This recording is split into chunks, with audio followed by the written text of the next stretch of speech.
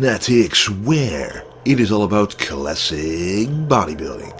And today will be a chest workout with basic exercises, alternative exercises and supersets you may like very much to bump the chest into new growth.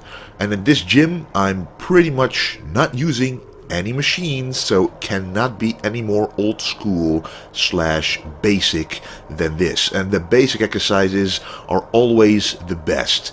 And during chest, of course, I like to include the bench press. As you see, I'm going all the way up and all the way down, keeping constant tension on the chest. Don't let the bar bounce off of your chest and don't lock your arms out at the very top. This is really a basic chest builder that a lot of people, kind of waste as an exercise because they don't do it correctly. They either spread out their elbows too far, flare them out too far, working or messing up the front delts. And in my opinion, actually in my experience, I've used to have front delts that were impinged because of this exercise, because I didn't balance them out and my form wasn't right. So you always have to go all the way down to make sure that you don't pick a weight that you cannot do, because if you go only 80% down and you pick a weight that is too heavy and you go through that 80%, so you go down 85%, guess what? You're now in an area of range of motion you're not used to any weight, so you will give up and you might actually hurt yourself or injure yourself, which is not what we want. So always use a full range of motion during any exercise to prevent injury and to fully build those muscles that you are working. And control the weight on the way down. The negative portion of the bench press is very important for chest development, for any muscle development, because the negative portion of any rep builds the most muscle because it damages the most of the muscle fiber. And this will be a heavy set. I'm about 3 weeks out in this very video, which means that my power, my strength is going down just a little bit, but with correct form, a correct warm-up, because as you saw I did some warm-up sets as well. You can still go pretty heavy if you take the right precautions, like I just did with my shoulder blades. Pull them back, create a strong foundation so that your body doesn't move off of the bench and you can have a lot of pressing power in the movement. And then it is a lot safer, of course, in combination with a spotter, to do an exercise like this quite heavily.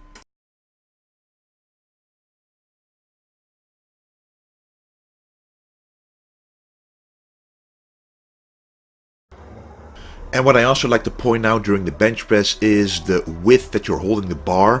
I hold it quite wide because I notice that the wider I hold the bar, the better the stretch will be on my chest. And this is a barbell exercise, which makes it difficult to actually contract the chest, because the chest is fully contracted when the hands are actually close together.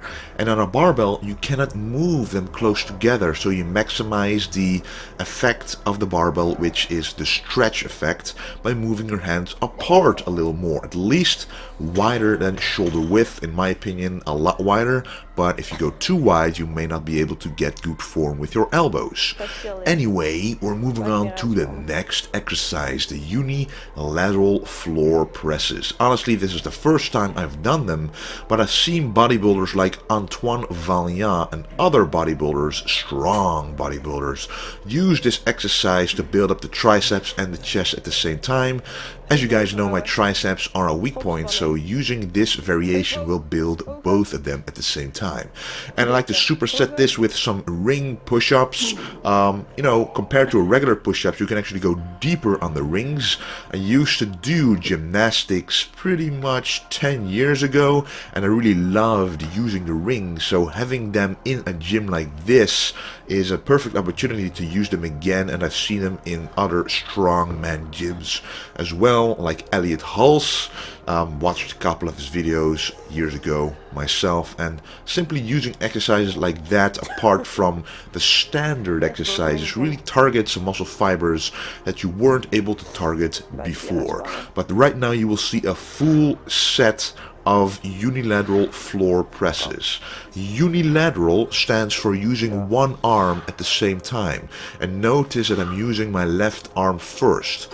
I always tell people, use your weakest part of the body first before moving on to the strong body part. Why? Because I would only be able to do 8 or 10 reps with the left side, but perhaps 10 to 12 with the right side. And you will be able to see it just now that my right side presses the weight a lot easier. At least it feels a lot easier.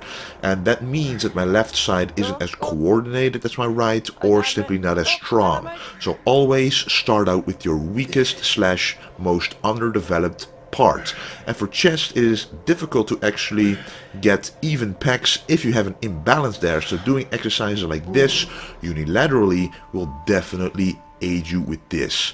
And an exercise like this, I understand that a lot of people don't have access to rings like this, but even doing regular push-ups after a unilateral press like this allows you to work both pecs at the same time, but at the same time use both arms unilaterally, because as you can see, each arm does its own movement, and a bodyweight movement is always very good for muscle development.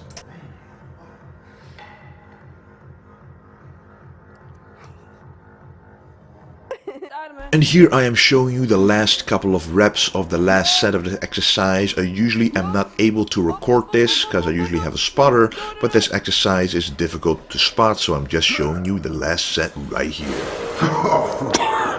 Oh. You feel that now? That was the wrong one. And as we haven't done incline movements yet, I will be doing an incline dumbbell fly supersetted with body weight dips. I have done this, supersetting an exercise with body weight dips for a while now because I really love it, because the body weight dips, normally I could do 15 or 20 reps, but supersetting it really limits me to 10 reps to the max, especially when you're doing a heavy set of an exercise beforehand. So I really recommend you guys try that out, and especially with an incline movement, because this movement right here, as you can see on the chest itself, works the upper pecs the most because it's an incline movement. And now we're walking over to the bodyweight dips, a dip station, and guess what? That works the lower pecs. So combining the upper and the lower in one exercise creates an amazing pump that you will see after I finish this very set. So this is really to failure every single time I'm doing the superset, and it feels just amazing. You can see the stretch in the chest at the bottom. I like to go at least 90 degrees with my arms, making sure that the chest stretches to the max. You can see the fibers stretching out, and then you know you're stretching deep enough. And that's also why I like being lean, so you can actually see if you're doing the exercise correctly. And right now the pump is amazing, and when the pump is amazing, all that fresh blood with all those nutrients are being driven to those very muscle fibers that you want to grow. And that is what bodybuilding is all about. And these two exercises are stretch exercises. So when doing this superset, I recommend doing it not at the very start of the workout, but actually when you have a nice pump already. So when the pump is there in your muscles, when you can feel the muscle fascia stretching out, when you can feel all the blood sitting in there, the stretch is actually even more beneficial compared to doing it at the very beginning. So first we did a bench press, a unilateral press, some ring push-ups, really filling up the chest, doing quite a lot of reps there, making sure the blood is in the chest, and then doing a superset with 2 stretch exercises. So the dumbbell fly stretching all the way down is a very incredible stretch exercise, and of course these bodyweight dips are amazing as well, because you can't really contract the chest at the top, so it's really all about stretching it at the bottom, kind of like the bench press is, but just a little different because we are going to failure here, driving blood more efficiently and faster into the muscles because these are faster paced reps with a shorter range of motion in terms of moving your arms. And what I also like to mention during dumbbell flies, especially incline dumbbell flies, is do not go too heavy. The chest and the shoulders, the front delts, are so much intertwined that one mistake can really mess up the front delts. And in turn, it messes up all your chest workouts. And is that what we want as classic bodybuilders? Absolutely not. So make sure not to go too heavy, make sure to control the weight on the way down, really focus on the stretch and the contraction at the top. Shouldn't be too extreme, because if it's too extreme, you will actually force your arms to be locked out and the tension will be gone from the weights and you actually contract the chest yourself. But the tension from the weights is gone and that is not what we want to have happen. And right after that you go again to the bodyweight dips, and here again control yourself on the way down. If you let yourself drop too much, if your arms go lower than 90 degrees way too fast, then you might actually impinge your shoulders even more, because you can really see that the front delts are taking a heavy load, but you want to make it all about the chest, because that is what we are training.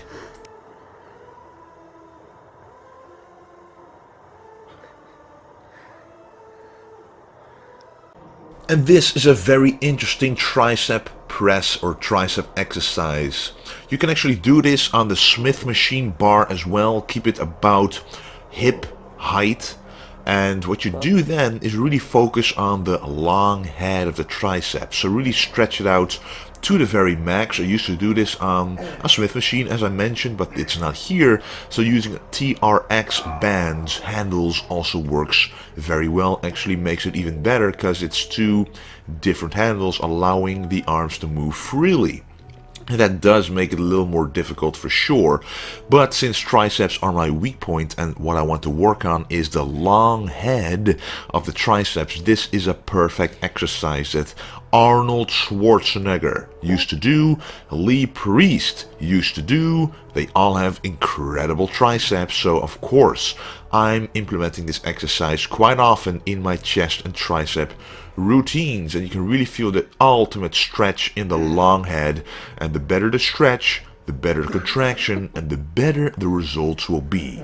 And we superset this with, again, some push-ups, but this time it is tricep push-ups, which means your hands are about shoulder width and you really focus on the medial head of the triceps. And after a workout like this, you shouldn't be able to do a lot of reps, especially when focusing purely on the triceps and not as much the chest. So this was the workout of today. A lot more is coming nutrition wise. I hope you enjoyed it, and don't forget to stay golden. Oh ja, dan moet je toch weer goed omhoog komen. Moet je nog wat? Dat is echt niet grappig.